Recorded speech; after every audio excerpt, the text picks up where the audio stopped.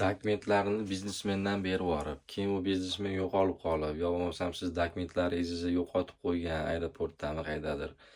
Shunaqa qilib, nima desa bo'ladi, dokument olib kelishda qiyinchilikka uchragan odamlar uchun zo'r tavsiya bermoqchiman.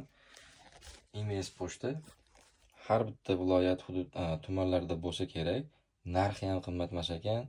Dokument kerak bo'lsa O'zbekistonda mana shuni ishlatinglar. Sizlarga tavsiyam.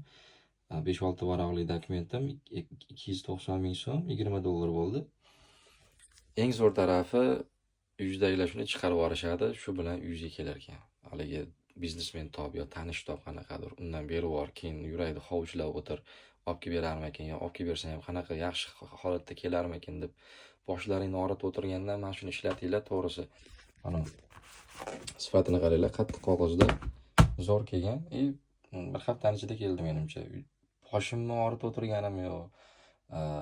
Ona odam keldimikan, chiqarib yuborarmikan, qachon chiqarib yuborar ekan, ishqilib yaxshi holatda keldimikan deb umuman xavotir yo'q. Shunda keldi. Bo'ldi, ish hal bo'ldi. Bu invest reklamasi emas, shunchaki nima desam, eslatma desa ham bo'ladi. Oldin ishlatib ko'rganlar bo'lsa, yo ishlatib ko'rmaganlar bo'lsa, ishlatib ko'ringlar. Meni esimdan chiqib ketgan ekan, universitetga dokumentimni mana shundan topshirgandim. Yaqinda o'rtog'im eslatib qoldi, lekin qanaqadir shubha bo'ldi, nima yetib kelarmikan O'zbekistondan chiqarib yuborgandan keyin degan anular bo'ldi. Ozgina shubha, lekin o'rtog'im meniki keldi, men ishlatganman degani uchun chaqirib ko'rdim yana.